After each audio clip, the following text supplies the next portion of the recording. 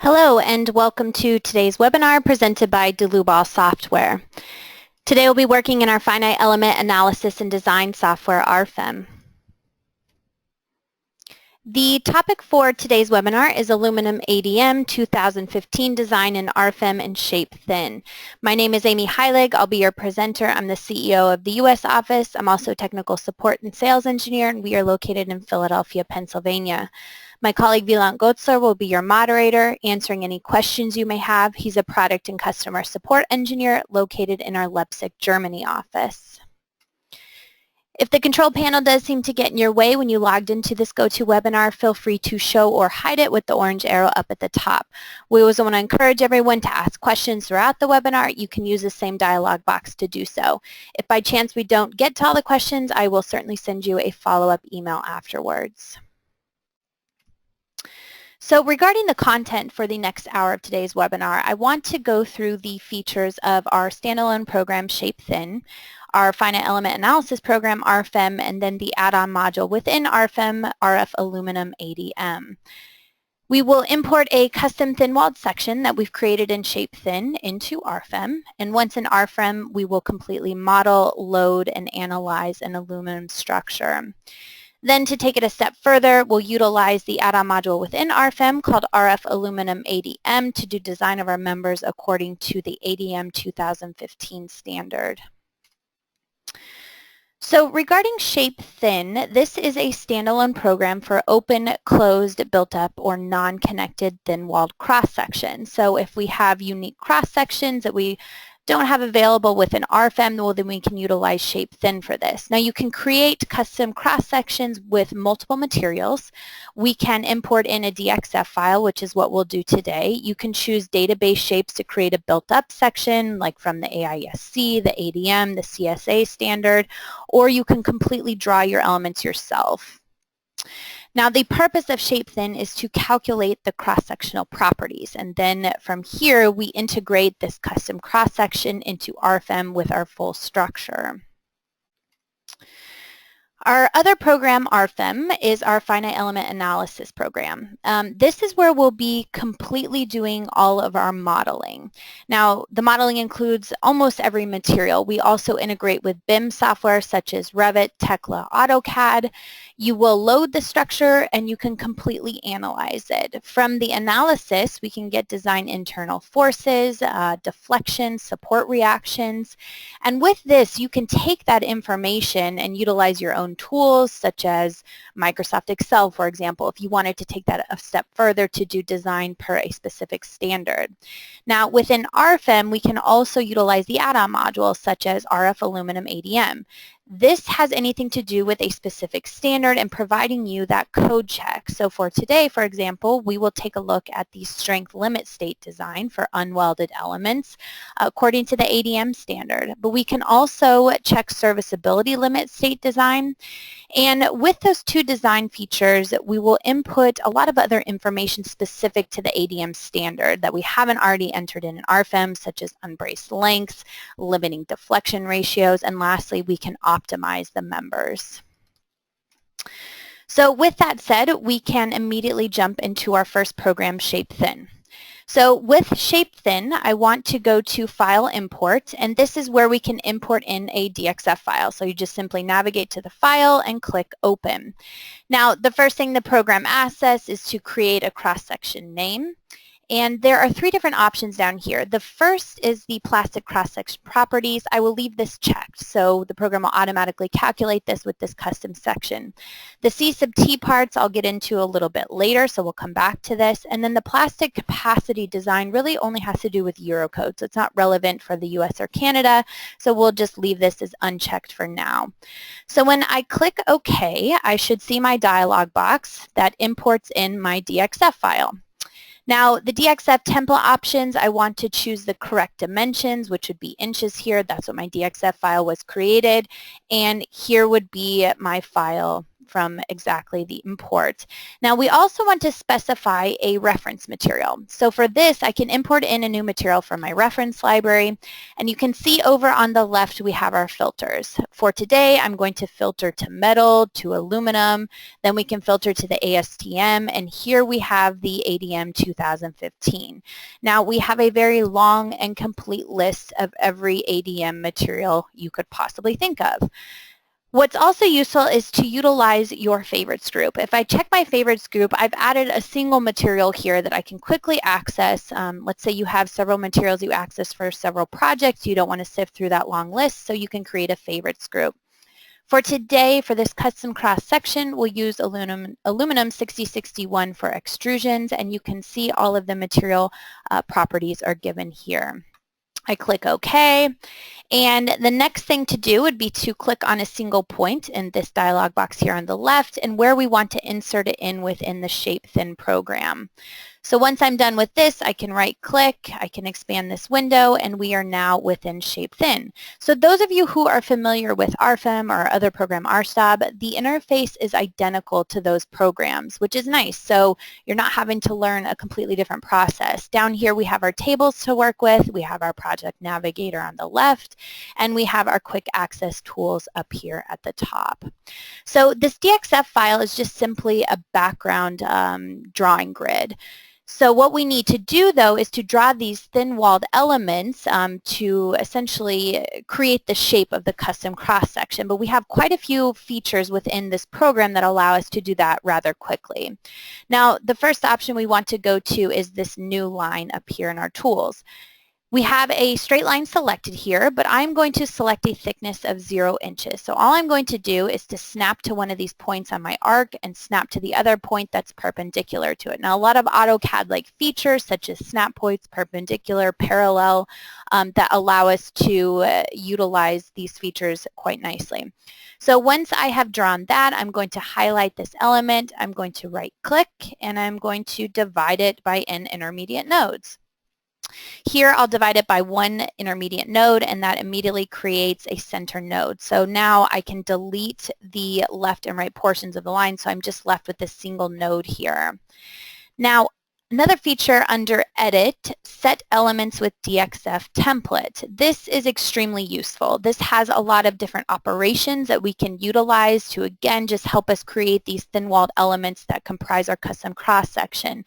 For example, the Set Center Lines. With the Set Center Lines, all I need to do is to click 2 lines, and the program will automatically create a center line within that Dxf file template. Now, I can do the same on all 4 walls here, and the program will automatically create them. Now if I right click, I exit out of there. So let's begin drawing our elements. What I can start with is a new line again, but this time we will choose an arc via 3 nodes. Now I do want to give it a thickness of 0.25 inches. Now my reference material is already selected here, but if I did want to change it, I could do so. And if I zoom in, I will select the midpoint between my 2 end nodes. My second point will be that node that we created right there in the middle, and then lastly we can snap to the end point here. If I right click, now I have created that arc element on the left corner. In the similar fashion, we will choose a straight line. The thickness is remembered 0.25 inches, and we can just snap to the center line of that DXF background layer that we created. And we will snap to any single point on our arc element there. Now the program's smart enough to recognize overlapping elements, so we don't need to worry about accounting for stiffnesses twice or anything like that. The program is smart enough to recognize that. Now we'll do the same thing at the bottom, and we'll snap to the top. Now we could do that same process for all 4 corners, but rather we can select everything. And actually first let me utilize this tool Connect Elements up here at the top. Now the Connect Elements will make sure that all of these elements are connected to each other by placing a node on overlapping elements. So now we're going to select everything and utilize our mirror tool right next to that. With the mirror tool, we'll create a copy about the global z-axis, and then we just simply click a point graphically that we would like to mirror it around. We click OK, so now we automatically have that right side created. I will select everything in the upper half utilizing the mirror tool again, but this time about the y-axis, and I graphically select a midpoint here, and I click OK. So essentially that's all that we have to do to create this custom thin-walled section. Now, if I'm ready to calculate my cross-sectional properties, I can go up here to show results. The program says, okay, should I start the calculation? Yes, and immediately I get an error saying FY is not positive. Please check this in the table. So the program jumps to the problem where, this error was being flagged, and I immediately see that my yield strength and ultimate strength are set at 0.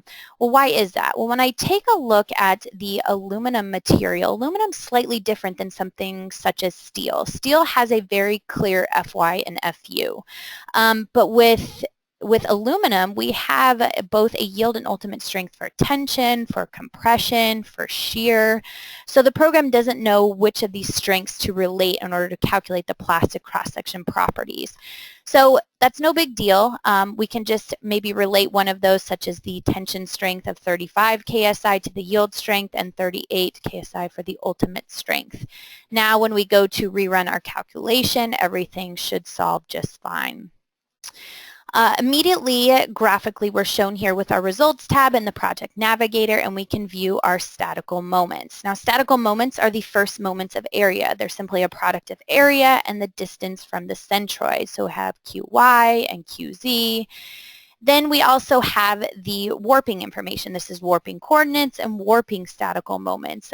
These are just geometrical quantities that are about the shear center. They're needed to determine warping stresses, so we can view this information graphically as well. Now, probably what's most important are our cross-section properties, so we can view this in the fourth table here, and here is everything that we would be needing in order to export this out to RFEM and to incorporate it with the rest of our structure. So essentially, we could save the model here and move forward with RFEM, but there's one more thing that I want to cover. In the aluminum ADM module, local buckling is checked. For those of us who've done aluminum design, we know that local buckling is very important for these thin-walled sections. So if I were to bring the shape as it is now into RFEM, local buckling will not be checked. And that's because I need to implement these C sub T elements within SHAPE-THIN. And C sub T elements are just width to thickness ratios. Now, in order to implement C sub T elements, they can only be added to these straight line segments here. They cannot be added to these arcs. So if I was concerned with local buckling of one of these arcs or had some other different shape where I had a rather large arc that I'd like to check local buckling, then it's suggested that you create multiple straight lines that compose those arc, and then you can create the C sub T elements. So back under the Data tab, I can right-click on my model name and go under General Data. And here is where I said we would get back to C sub T parts with an effective cross-section property. So I click OK, and the program automatically adds the C sub T parts over here on the left. Now, it tries to add in some of the C sub T parts, but being a rather complex section, I prefer just to select all of these and delete them and add them in myself. I think it's just a little bit more clear and show what's going on. So we have a new table here called cross-section parts for classification according to the EN. Now, completely disregard the Eurocode reference. That is truly if you just want to run an analysis and get classification for these C sub T parts. What we're doing is just adding these C sub T parts to be brought into RFEM for checking of local buckling of our wall elements. So what I will start with is right-clicking within my graphical view here, and I want to show the numbering. Under my Display tab, I'm going to scroll down to Numbering here and unselect Nodes. So now I'm just viewing the numberings of the elements themselves. So I'll begin with the left side with element 4 and 14. And the restraints, I want to check these both as restrained. This is a closed shape. Now, if this arc didn't exist and this was an open end here, then we would want to leave this as unrestrained. So that's important because when it comes to aluminum design, it depends on how the local buckling is checked. Down at the bottom, we have element 12 and 17. Again, these are both restrained. For the right side, we have element 8 and 18. And for the upper portion, we have element 2 and 7. So if I were to go and run the results again, we can start the calculation. I get an error saying no load case was defined. Well, why is that? For the C sub T elements, you have to define some type of arbitrary load. So it doesn't matter if we're bringing it into RFEM. It's just a requirement of the program that we come up here and we create a new simple load case. We don't even need to give it a description. It's dead load. That's fine. Then in our table down here at the bottom under loads, for member number 1, we're just going to give it an axial tension force of 1 kip. It truly means nothing. It's just to create these C sub T elements. So then we will go ahead and run our calculation again, and we should be right back to where we started with the results available with statical moments, with warping, but you'll notice now we do have some additional options here for stresses. That's just based on that 1 kip tension that we put in, so it's not really relevant. But we are still able to calculate our sectional properties here, and those C sub T elements are available. So now we can completely save this file, and it's important that you save the file with the results. Otherwise, in RFEM, it will tell you, it will give you an error. I'll show you in just a little bit that the results have not been ran. So we can go to File, Save, and now we're ready to jump into RFEM. So this would be our other program, RFEM, our Finite Element Analysis program. And the first thing we want to do is to give it a name, and we'll call this one whatever, aluminum 10. The model type is 3D, and we can calculate the load combinations according to the ASCE 710. I can uncheck this if I'd rather manually put in those load combinations. I click OK, and then the program will launch my model to begin. Okay, so as I said, for those of you who are not familiar with RFEM, this interface looks identical to SHAPE-THIN. Obviously, we have a lot more going on, though, because we have much more capabilities within this program. But what I want to do is to begin modeling our aluminum structure. Now, I could typically start by drawing individual members, but I want to show under the Tools option, Generate Model Members, the option to create a 3D hull automatically. So you'll notice that we have many other options throughout here, but we'll begin with this 3D hull, and up pops the dialog box. So we're going to create a structure like this, all within this dialog box. So what we can do is begin by entering in some of these variables that the program's asking us for. Now, I already have created the structure before, obviously when I was practicing for this webinar, so some of these, or actually all of these variables are already input, but we'll go through them one by one. The program remembers the last settings for the file that you had open, so that's why they're already populated. So the length on the L side here, we can give it 4 bays, and then the total length, we can set this at 48 feet, so each bay will have a length of 12 feet. Now the width, which would be the front and back end here, will also have 4 bays, but we'll give this a length of 32 feet for each bay to have 8 feet. The height, we will give it 4 bays as well, which you can see it's automatically set to what we have set for the width. Now, the height of the eaves, which we can see H sub E here, we can set this to 8 feet. Now we can skip the roof pitch. That doesn't matter because it will be automatically calculated when I type in the height of the ridge H sub R of 12 feet. Coupling members is the first option here, but you'll notice if I choose purlins, purlins allow me to place these connecting these purlin members, not necessarily where the columns are, but in between them. For today, we'll stick with coupling members, which are at the column locations. Now, the support type, we have several options here. We have free, hinged, or rigid as default, but we can always go in here and create our own support type. We have the 6 degrees of freedom in both translation and rotation. We have our spring constants here for partial fixity. And then we can get into our nonlinearities. So things like partial activity, sliding, friction, well, that's really no problem at all. It's all included in RFEM if we want to get that detailed with our support conditions. For today, we will stick with the hinge type application, and then we will insert this at 0.000 within the model. Now we just simply move to the Partitioning Embracing tab. For the bracing, I have this checked, and what the program will do is to place this X bracing at the bays that I specify. For example, we have the gable front here. It's asking me which bay would I like to place that in. Well, I'd like to place that in bay number 2. The gable rear will also set this to the second bay. Now the sidewall front, which would be this closest front to us, we can set this as bay number 3. The sidewall rear, bay number 3 as well is fine. And then we can also add X bracing along our roof. Again, we will choose bay number 3.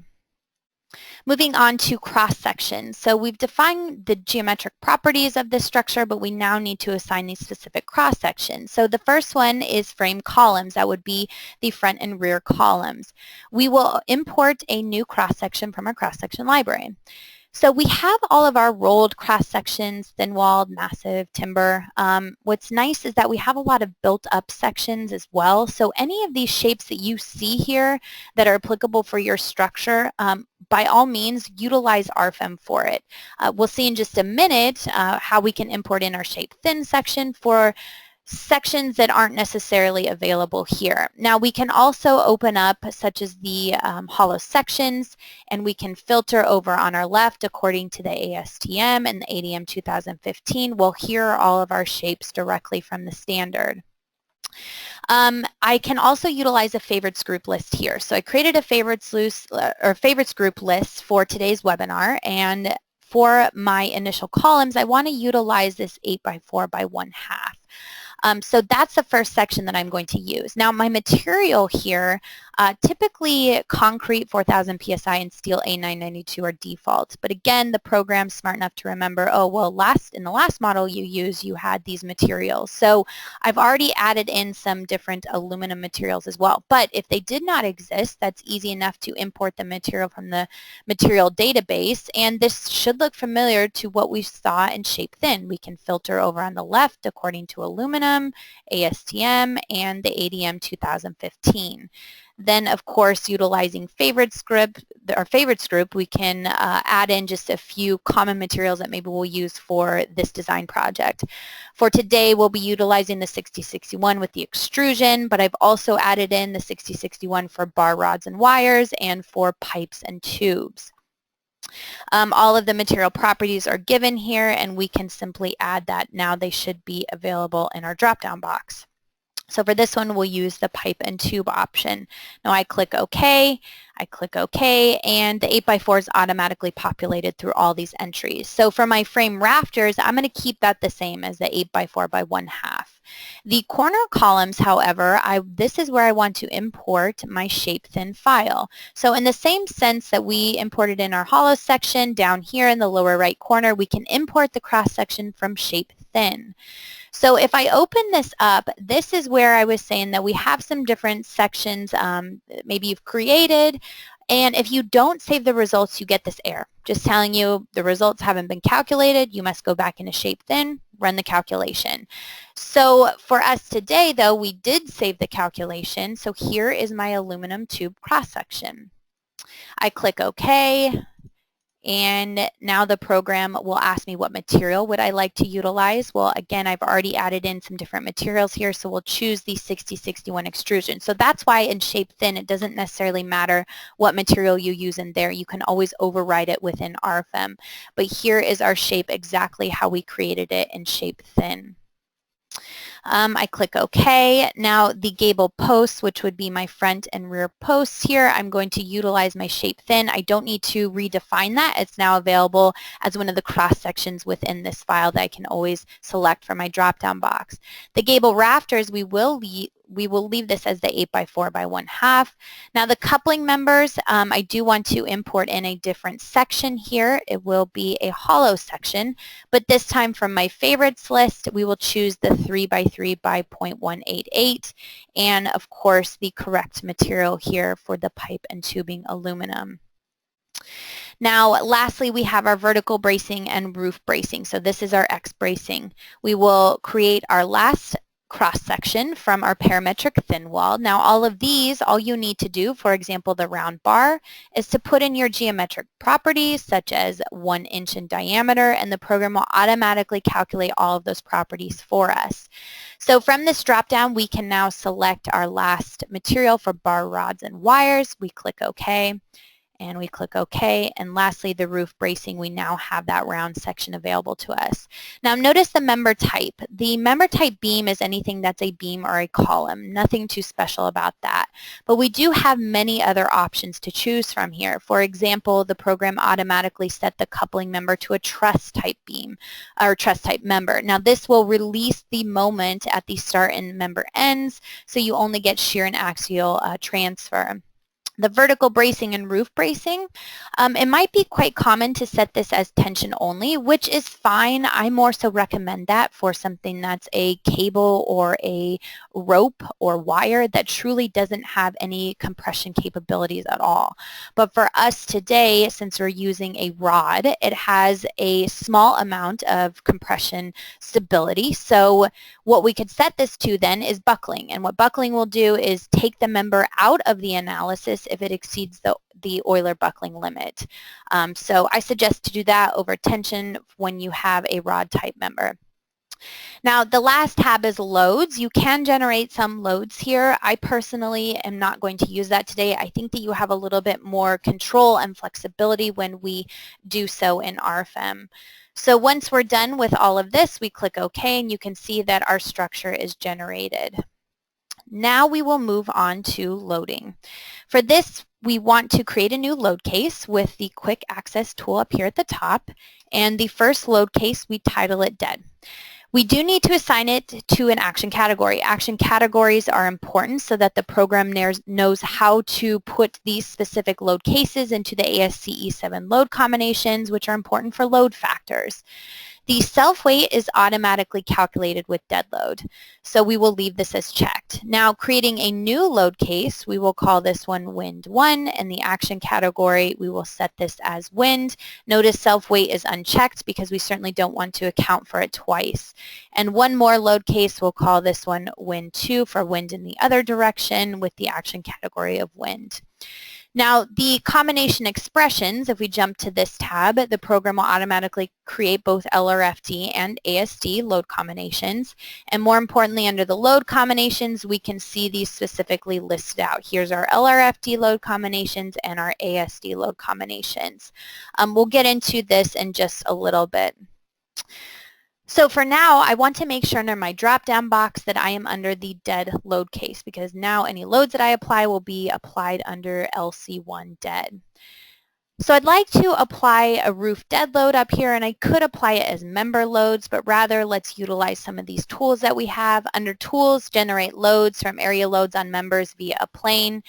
This will bring up the dialog box to apply this load. So the first thing to do is to specify the load direction, and we will apply it in the global Z direction. The program changes the picture down here to let us know exactly how that will be applied. And we're just going to apply a magnitude pretty small of negative 0.01 kips per square foot. Now the boundary area of the area load plane. So for this, what we want to do is to select first our left side of the structure, and we can do so with 4 clicks. Now, instead of leaving this application, we can also do the right side of the structure as well. So these area loads need to be in the same plane, but you can do multiple area loads within the same application. Now, I click OK, and you'll notice that all of my members, which are highlighted in red, will have the load distributed onto them based on this area load. So let's say I really only want to apply this load to my rafters, and I want to disregard all the other members. Well, we can choose this members parallel to members option to remove the influence from. So for this, for example, if I want to exclude my purlins, all I need to do is to select a single purlin and all the members parallel to it will be disregarded. Now I can do the same thing for my braces with a couple of clicks here. So now only my rafters are highlighted, so those should be the only members that the load will be applied. I click OK, and then automatically I am given my area load. Now what's nice is that I can also right-click on this to display it separately, so I can see the magnitude and direction of exactly how the area load is going to be applied to my structure. Moving on to wind loads, we also have a wind load generator under Tools, Generate Loads again, but we have from wind loads for vertical walls and roof according to the ASCE 7. So with this application, we can apply wind loads for general type structures, such as this one shown in the picture here, according to Case 1 and Case 3 from the ASCE 7. We can also do the minimum wind loads from the standard as well. What we need to do is to specify a few parameters up here at the top, such as exposure category. We'll leave this as B. Is the structure enclosed? And our basic wind speed, we can leave this as 70. Now the building mean roof height for our example today will be 10 feet. And the other factors here, I will just leave these as they are. Now we need to define the base geometry and the roof geometry. It's important here to recognize how we need to define this. For example, point I on our base must be below point A on our roof. If you don't define the geometry correctly, then the OK will be grayed out down at the bottom. So that will flag you that you probably haven't defined the geometry quite right, and you can go back and adjust that. For example, the base geometry, all that we need to do is to select our 4 bottom nodes here. And then for our roof geometry, we are selecting the 6 top nodes, but we're making sure to keep the same orientation that the dialog box asks us to. Now again, we can select this option. All of the members in red will be utilized for the wind load, and if I choose to remove the influence from, you'll notice that perhaps I don't want to include my braces. Well, here's where I can unselect some of these braces, and then all the members parallel to it will be excluded from the wind load. So now we just have the influence on all of the red highlighted members. So now I can click OK, and I forgot to mention one thing. Let me double click on this. I am not going to generate Case 1 or Case 3 for this example today. I'm just going to apply the minimum wind loads according to the ASCE 7 for LC 2, which would be the first wind load case that we created. I'll set this in direction AB, which if we toggle our picture, we can see exactly how this is coming in our structure, and load case 3 will be the other direction. So just for simplicity for today's example. Now you can see those wind loads applied for LC2 and LC3. We can always right-click to group those together as an area load as well if we want to make it a little bit of a cleaner look. So realistically, we are done loading the structure. You can scroll through to these different load combinations and see how both dead load and the wind loads will be applied, including the load factors. Now, before we're ready to run an analysis, there's several features that we need to cover from the ADM. This comes from Chapter C in the ADM 2015, Design for Stability. Now, this section C2 really refers directly back to the AISC Chapter C stability requirements for the direct analysis method. I did a webinar completely devoted to going into greater detail. Today, of course, we'll touch on many of these features, but if you see something that you want to explore in a little bit more detail in regards to stability, certainly refer to our YouTube channel and AISC design, where I go much more into stability requirements. But according to the ADM, a lot of similarities. I think if anything is unclear in the ADM, it's kind of a given to refer back to the AISC, which I'll do today. But there are a couple differences as well. There are 5 requirements that the ADM calls out for, and that's flexural, shear, and axial member deformations. That just means that the designer must determine whether connection deformations are significant and if they should take that into account with the analysis. Now, the second option is the, or not option, requirement is the second order effects of P big delta and P little delta. So P big delta, the ADM states, is included in most structural analysis software, which I think we all agree with that. P little delta, however, isn't. The ADM goes on to explain that, maybe your structural software doesn't have this, but in order to determine the required strength for compression members, P little delta must be included. Now, this is slightly different from the AISC, where there are provisions where P little delta cannot be included, depending on your type of analysis, but the ADM pretty clearly states that P little delta should be included. I'll get into how we do include both of those in just a minute. Now, the other three options, geometric imperfections, stiffness reduction, and uncertainty in stiffness and strength, I'll go through those in more detail in a couple minutes. So going back to our RFEM model, the question is, how do we take into account P delta effects? Well, if I go back to my load cases and combinations, you'll notice here that for my load cases under calculation parameters, the method of analysis is set to geometrically linear analysis. So this is always the case for load cases. Now, jumping to load combinations under calculation parameters, the default is to always run these according to a second order analysis. And you'll notice right in the parentheses there is P big delta and P little delta. So we do include both of those effects when you're running a second order analysis. So we have that portion of the ADM covered. Like I said, that's default for any load combinations. Now, result combinations are nothing more than an envelope solution for our individual load combinations. And the calculation parameters will always just utilize whatever we have set the load combinations to. So it will also utilize the second order effects.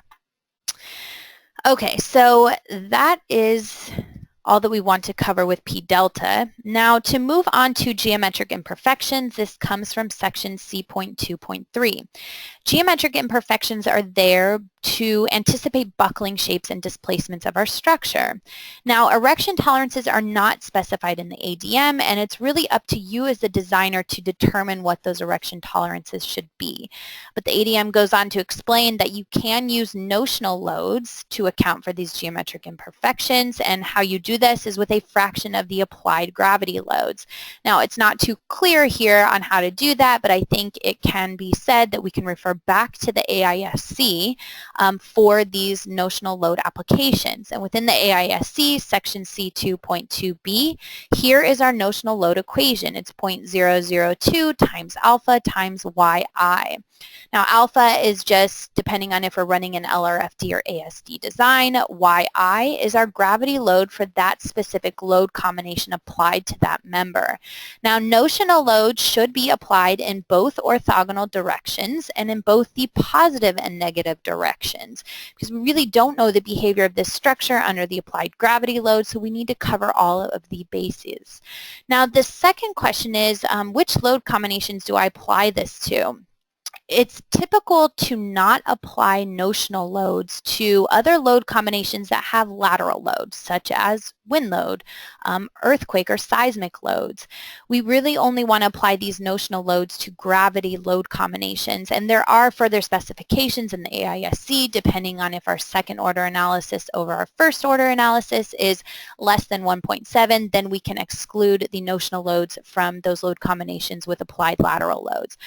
Today we're assuming that we meet those requirements, so I only want to apply these notional loads in RFEM to my gravity-only load combination. So how do we do this then? Well, it's actually quite easy. If I uncheck my loads here, and I'm going to highlight all of my vertical members here. Now, geometric imperfections really are to account for a column out of plumbness. Now, there are some other stipulations that you can maybe add in pre-cameras, which we'll see in just a minute. But for today, we're really concerned with column out of plumbness in terms of geometric imperfections.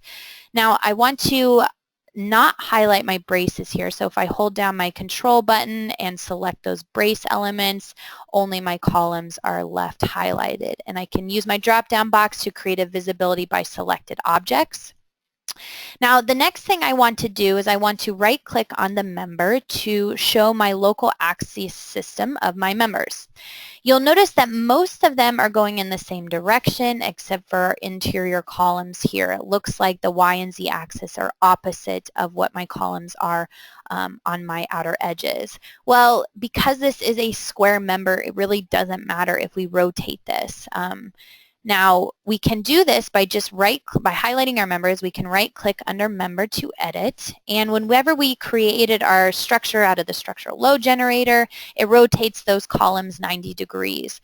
Well, we can set this back to 0. We click OK, and now you'll notice that all of my local axes are going in the same direction.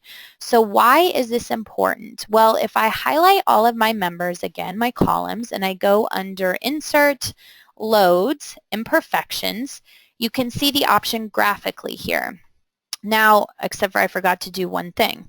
I am going to actually go back to my load cases and combinations, and I'm going to create a new load case. And sorry, you want to do this before going under the imperfection loads that I just showed you. So we have dead load, wind load, but we want to create a new load case here, and we'll call this one imperfection positive X. The action category will use the drop-down box imperfection.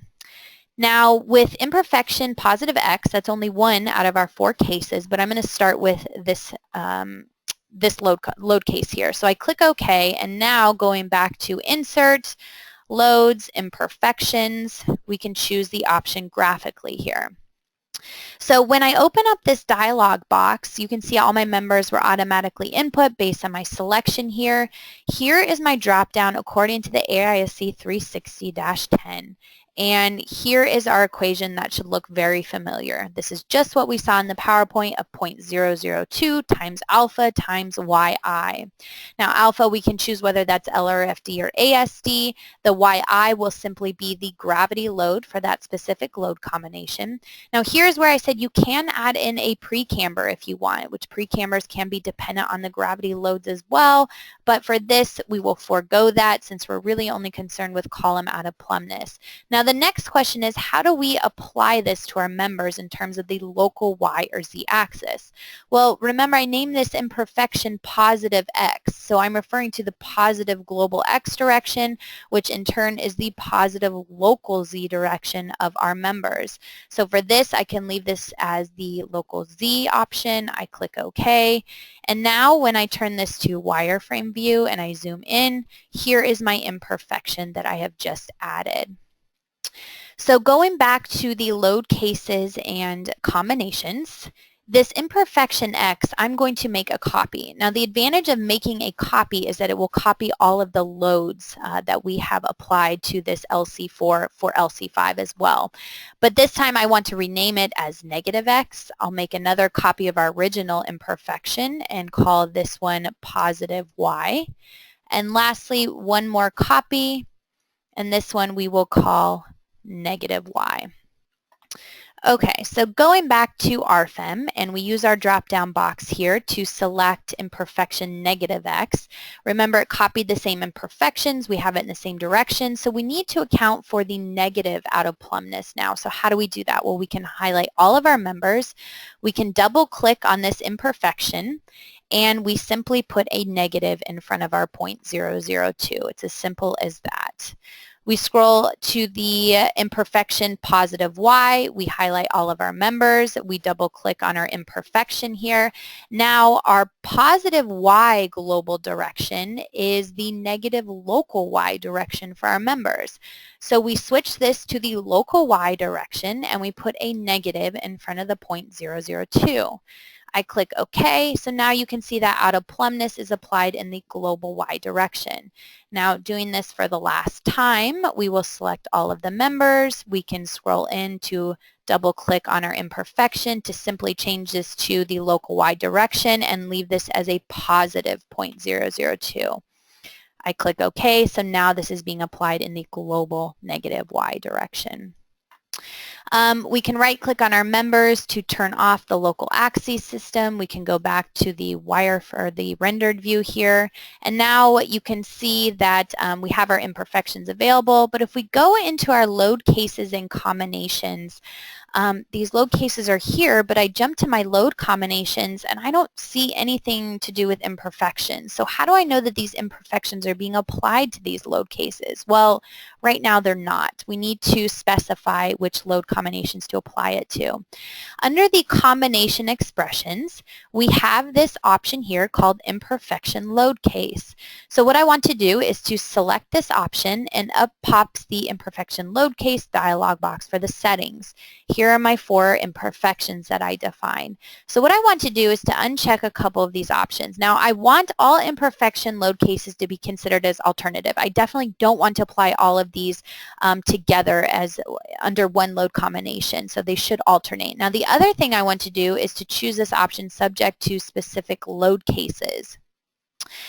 For my imperfections, under the option Never with Load Cases, if I expand on these details here, this is where I can select the option to never use this imperfection with any load combination that has a lateral load applied to it. So this is what I was saying in my PowerPoint.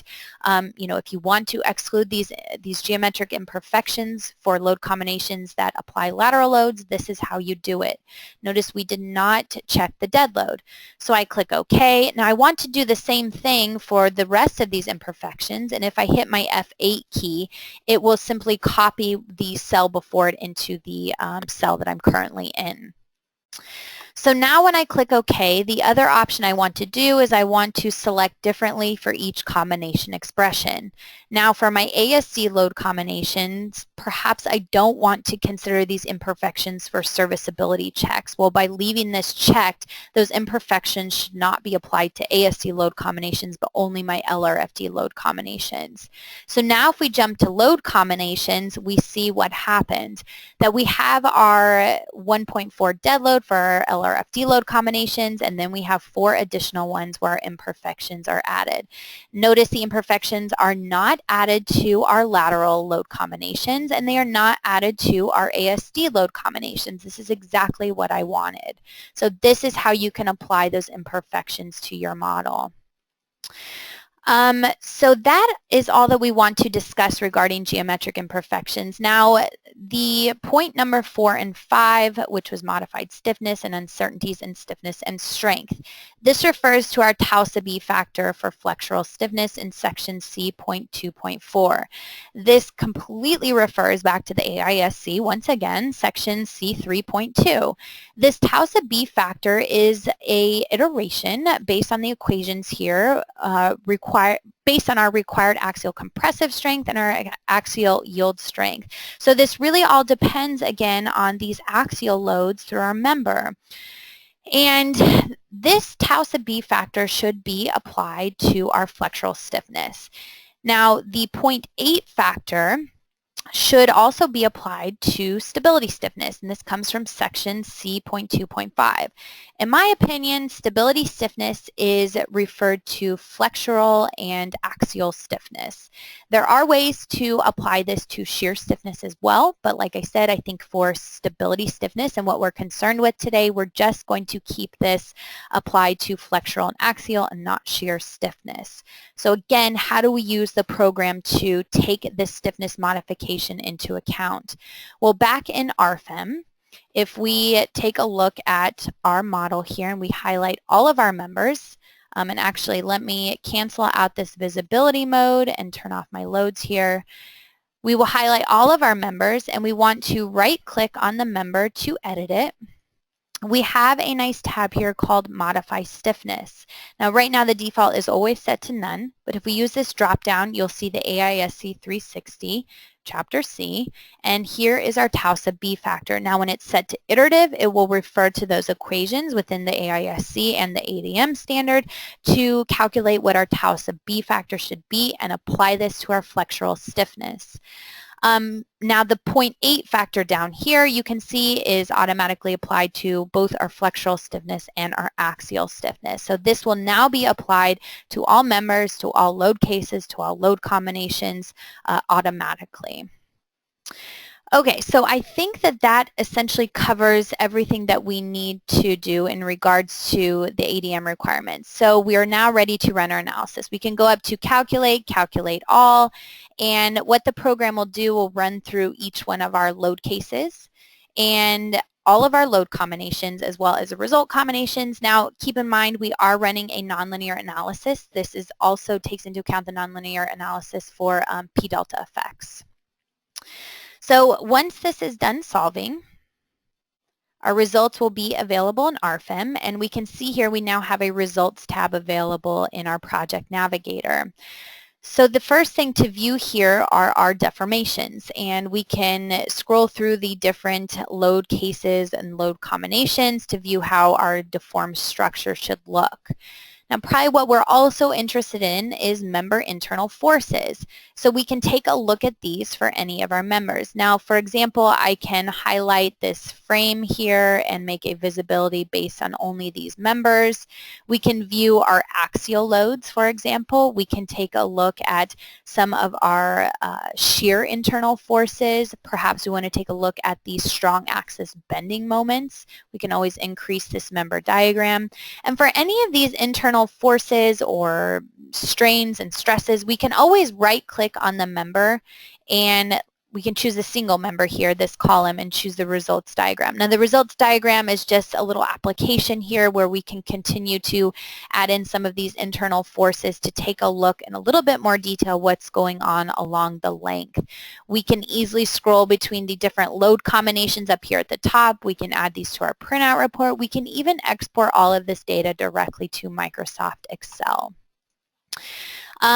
The support reactions are also something that's available here that we can view. So again, you can take all of this information, whether it is in these tables here or graphically, and do your own design with your own external tools. So this really sums up RFEM and the full analysis capabilities.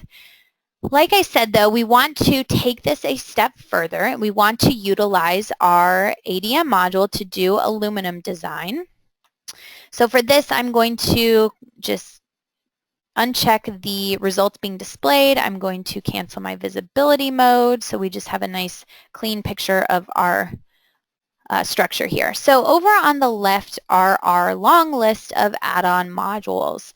We also have these available here in our drop-down box where they're categorized a little bit more clear in terms of the different materials and capabilities. For example, under aluminum, we have our RF-ALUMINIUM ADM module. So for this module, it's nothing more than a dialog box. Now, I don't have to worry about remodeling any of my members, redefining materials, cross-sections. All of that is taken from RFEM. But like I said in the PowerPoint, we just need to specify a little bit more information to get that specific code check per the ADM standard. Now, there's a few things that I want to clarify before we begin. In this drop-down box, we can do design according to both the 2010 and 2015 standard. We have both ASD and LRFD. If we choose ASD and we go down into our details, you'll notice that we have the two options here for structure type. That's either building type or bridge type. But if we choose the LRFD 2015 design, we go under that details, that option is no longer there, and that's because we only do building type for LRFD design. A couple other things to note. This is something new as of just a release, maybe a couple weeks ago, local buckling. We now have 3 different options for local buckling. The weighted average method is from section F.3.1, the direct strength method is from F.3.2, and the limiting element method is from F.3.3. So you have the option here on how you prefer to check your local buckling. We feel as though the weighted average method is the most accurate method, so that's the default that is left here. Now, I won't go through every one of these details, but I do want to touch on a couple other things. Serviceability we'll actually get into later on. And under the General tab, this is where we can set the max allowable design ratio. So right now the default is set to 1.0, but for design, maybe something like 0.8, 0.7 is a little bit more realistic when we're looking at utilization ratios. And this is also relevant for optimization of our members as well. So the first thing we want to do is to go up to File, and I like to rename my case, and I'm going to call this one Columns and Braces. So we're going to design our vertical members first. I click OK. All that I need to do is to select graphically my members that I would like to design back in RFEM. So I'm just going to include all of those vertical members, including my braces. Now my ultimate limit state, I just want to select the load combinations from RFEM. You'll see all of our imperfections are available here. I don't have to redefine any of that. So there are my LRFD load combinations. For serviceability, we'd like to choose our ASD load combinations. Now we just simply need to move down the list. So our materials, again, brought in from RFEM. If you are trying to utilize concrete or steel or any other material within the aluminum module, it will give you this error invalid material. But if we take a look at any one of our aluminum materials, well, here are all of our material properties that will be used for design. The cross sections, again, are brought in from RFEM. We can see here our 8x4 tube, and here's our SHAPE-THIN section. So we can even do design of those custom sections within the aluminum according to a general type cross section.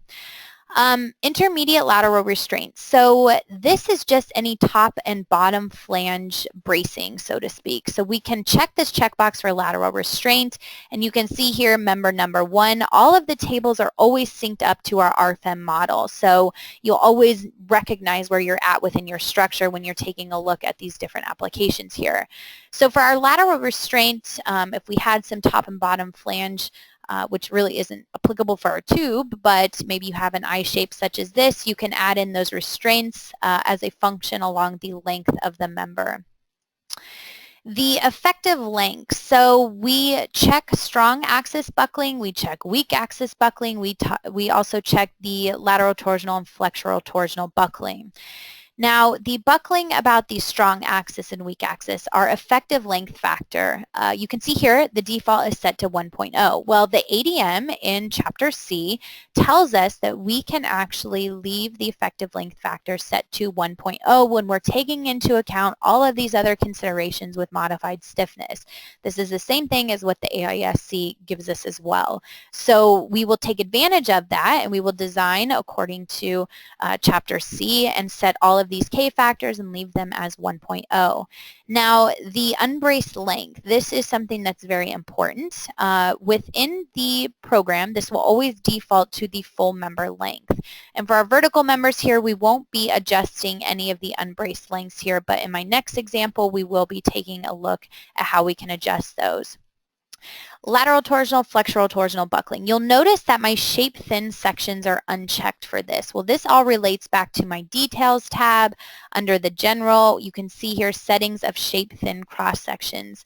The cross section will be considered closed when our breadth torsional resistance over the overall torsional resistance is more than 95%. Now, you can adjust this ratio, and then you will be allowed to do lateral torsional, flexural torsional buckling.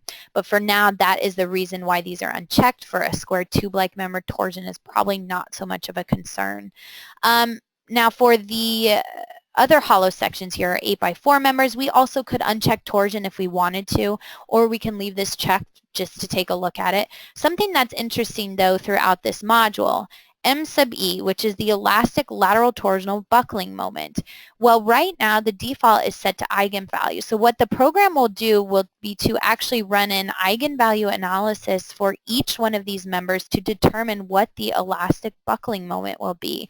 So this is by far your most accurate option within this dropdown. But if you want, you can also check this option according to F, and it will use the equations from Chapter F, Section 4.2.5 to determine what that M sub E value is. Moving on to serviceability data. So serviceability data, we first want to reference our member, and graphically we can once again select all of our members at once if we want to check them all for serviceability. You don't necessarily have to check all of them though, you can just choose a few. Now we can also add in the reference length, again defaults to the full member length, but we can also manually change this if we'd like to. I'll again show that in my next example. We can add in a pre-camber here if we'd like to, and lastly we just specify whether this is a beam or cantilever. So the question is, what is this deflection check comparing it to in terms of our limiting deflection ratios? Well, that's under the details tab again and under serviceability. So within serviceability, we need to define whether the deformation is relative to the shifted member ends or the undeformed system. Is this relative or absolute? For this example, we'll leave this as relative deformation.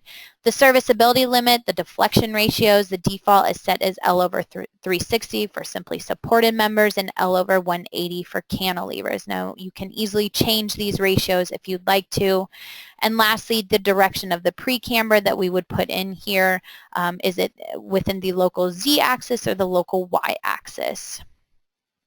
Okay, so once we have specified those, the last table to take a look at is parameters members. Well, this is a reduction in cross-sectional area. So for member number 1 here, if we had some type of connection at the member start and or the member end where our cross-sectional area is being reduced, we can actually put in the net cross-section area here. Even more so, you can define the eccentricity of the connection in the local X and Y directions, and as well as the length of the connection. So what distance should this area reduction be taken into account for? So again, for both the start and the end, and then that new area will be used for the internal forces at that location. We won't be utilizing that today. So now that we have entered in all of this information, we are ready to run a calculation. So instead of waiting for that calculation to run, I'm going to pull up another model. It does take just a minute because of our SHAPE-THIN sections, and we can jump into the current add-on module. So this is essentially what you'd see after you run an analysis. You get our results tables available here. You can view the design by load case, the design by cross-section. So here we have our 8x4 tube. Here's our SHAPE-THIN section, and just like what I said, because we brought in those C sub T elements, here is where those individual elements, 1, 2, 3, and 4, are all being checked for local buckling. So that's, I think, a very powerful feature that we can bring in some type of custom cross-section and still check something like local buckling. Now we can also view the design by member, and just keep in mind that as we're scrolling through this different table, the program automatically syncs it to our view within the background, and that big red arrow is showing you where the controlling internal forces are. We do give you the code check for a specific member for everything within the ADM. We give you all of the references directly from the code, such as A3, G1, as well as every variable that really goes into play for calculating where that specific code check came from. Now, of course, we give you the controlling down here with our green smiley face because we are less than 1.0. And lastly, we do have a material takeoff list as well. We can also view everything graphically. So if we go to our results table here, we're still within the RF-ALUMINIUM ADM. That's why I don't have any of my internal forces here. We're just viewing our code checks for serviceability, for example. And then we can view our code checks for our ultimate limit state design. Now, jumping back to the add-on module, I just have one quick last example to show you, and that would be the rafter design up at the top. I want to simply explain the difference between members versus sets of members. So I will create a new case here, and this one we will call rafters. So we're not losing any of our data from our case 1. We can always use our drop-down box for our columns and braces. So for our rafters, I want to begin by designing my members here. Along this column line, we click OK. Now my sets of members. So what is a set of member? Well, when we created this structure from the structure generator, the program places this faint red line around my entire continuous member here. This is a set of members. Now you can also manually create a set of members back in RFEM by highlighting it, right-clicking, and choosing to create set of members. But essentially, this entire rafter will be designed as one continuous member. Now notice it doesn't even even necessarily need to be in a straight line. It does need to be in the same plane, but the fact that it bends where the pitch of our roof is no problem. So I just want to show you the comparison of the members versus sets of members and how essentially our results are the same. We will again select our load combinations for our ultimate limit to state design from LRFD. Serviceability will be our ASD load combinations, and then we just move down our list. Our materials aren't changing. Our cross sections are not changing. They're all the 8x4 tube. We don't have any intermediate lateral restraints, but the effective lengths we do need to pay careful attention for. So let me jump back to the graphics to zoom out here. For our individual members, now you'll notice we have two separate tables here, members versus sets of members. So we'll first begin with our members. The strong axis buckling defaults to the little member length here. But we have nothing restraining it along this entire continuous member length in the strong axis direction. So this is where we actually want to override this and set this as 32.3. That is the distance from one end to the other because we have nothing, again, restraining it. I hit my F8 key and that will override all four of these members. Now my weak axis buckling, I'm going to leave this as the full member length. I think that this is correct. We have these purlin members framing in here, so our weak axis is inevitably restrained in that direction. The lateral torsional and flexural torsional buckling, again, I'm going to assume that my purlins are restraining it for that type of buckling behavior, so I will leave this as the individual member lengths here. Now moving on to sets of members. Well, we can see here if this is being designed for one continuous member, then the full member length for my strong axis buckling is set at 32.3. This is correct. If we take a look at weak axis though, it defaults to the full member length, but in reality we have these purlin members that maybe we would like to set the length a little bit shorter here for the weak axis buckling. Now the same goes for lateral and flexural torsional buckling. We can set it as the smaller length because of those purlins framing in. The nodal supports, this is only available for sets of members, and I think that this can be a powerful feature when we're designing sets of members. What this does is it places a support at both the member start and the member end here. But what we can additionally do, so node number 19 and 23 are just what we would see back here, 19 and node number 23. What we can additionally do is define where these purlins are framing into the member as fork type supports. So we simply select these different nodes where these purlins are framing in, and the program has a few restraints here, and if it is truly a fork type support, we're going to leave the default here so we don't have any restraint in the global Z direction. But even more so, you can actually specify warping restraint here. So if I check one of these checkboxes and I go to this details, well, this is where we can take into account warp stiffening, whether that's an end plate, a channel section, an angle. So this is huge because it will be taken into account with the design of the member. Now this is not available for individual members, and of course this isn't applicable for our tube shape, but again if we had some type of I section such as this, you can see how this would be beneficial.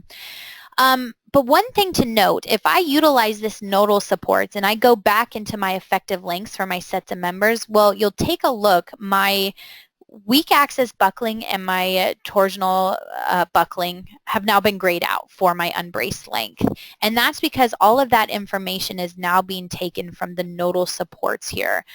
So you have two options. You can manually put in that information, or if you want to define things like warping and such, you can just enter in that information here and the program will override it. The member hinges here, this would just be for a single set of members, either the member start or the member end. If we had a shear release, a moment release, a warp release, we could specify that here. Serviceability data, we want to first select our individual members to compare, and we click OK. Now I'm also going to select from my drop-down sets of members, so we need to make that distinction here so we can select our second or our set of members there. Now, the reference length, these all need to be the same if we're trying to compare the sets of members to the individual members. So, for example, we would want to override this here as the 32.3. we can use our down arrow key in the F8 to override all of those lengths. Now, one more thing before running our calculation, under Details and Serviceability, I have to change this to the undeformed system. There's no way that I can compare these individual members to my set of members based on these shifted member ends. It's just not comparing apples to apples, so we want to change this to the undeformed system. I click OK. We're leaving the parameters empty as is, and we can run our calculation. So this should solve rather quick, just taking the internal forces from RFEM into our add-on module. And now you should see a few other tables available. For example, we have design by sets of members versus design of members. And of course, we have all of our data available here, but probably what's most efficient in comparing these two continuous rafters is just to simply go to our graphics. If we go to our graphics and I take a look at my individual members that we design versus my set of members, and I'm looking at the ultimate limit state design, it looks identical. Maybe slight differences because we don't have a symmetric structure here, but overall it's really the same code check. We can do the same thing for serviceability. Everything looks almost identical. So that's just comparing members versus sets of members. Now, one final thing to take a look at, if we go back to the module, after we run our analysis, we do have the option here to optimize. All that we have to do is to go back to the cross sections. We can see here our max design ratio is shown as 0.78. We can even go back to case number 1 where we can see all 3 of our members and their code checks. And you can choose to optimize here from the current row, which will simply take all of our rectangular box sections and optimize according to weight to get as close to that 1.0 ratio as possible. Or we can utilize a favorites list again to maybe we have just a few members that we would like to optimize from. So if we choose from current row, we just rerun the calculation, the program will optimize, and then we can export those at the right button and export those cross sections back out to RFEM. So that's essentially how you can optimize within the program. Okay, so that sums up the webinar for today. I just have a few closing remarks. I know that I flew through all of that information. You can always find more information on RFEM, SHAPE-THIN, and the aluminum module on our website at Dlubal.com. We also have a lot of social media sites. One that I really like to point out is our YouTube channel. So it has many other webinars such as this one that were previously recorded that you can just watch on YouTube at your convenience. Our email at our Philadelphia office is info-us@Dlubal.com, and our phone number here is 267-702-2815. So if you have any questions about today's webinar or anything else, feel free either to email or to call in. As always, we will have more upcoming webinars. You can register on our website at Dlubal.com under Support and Learning and Webinars. Most of you know I always send out an email reminder, a couple of them before these webinars come up as well, so take a look for that within the next month or two. Regarding PDH credit, I am more than happy to issue a certificate. If you could just please email me all of the attendees at today's webinar at info-us@Dlubal.com. Again, that's info-us@Dlubal, DLUBAL.com. So once I receive the request for the PDH certificate, I will create that and email it back to you. And with that said, I want to thank you for attending today's webinar, and I hope to see you at the next one. Thank you.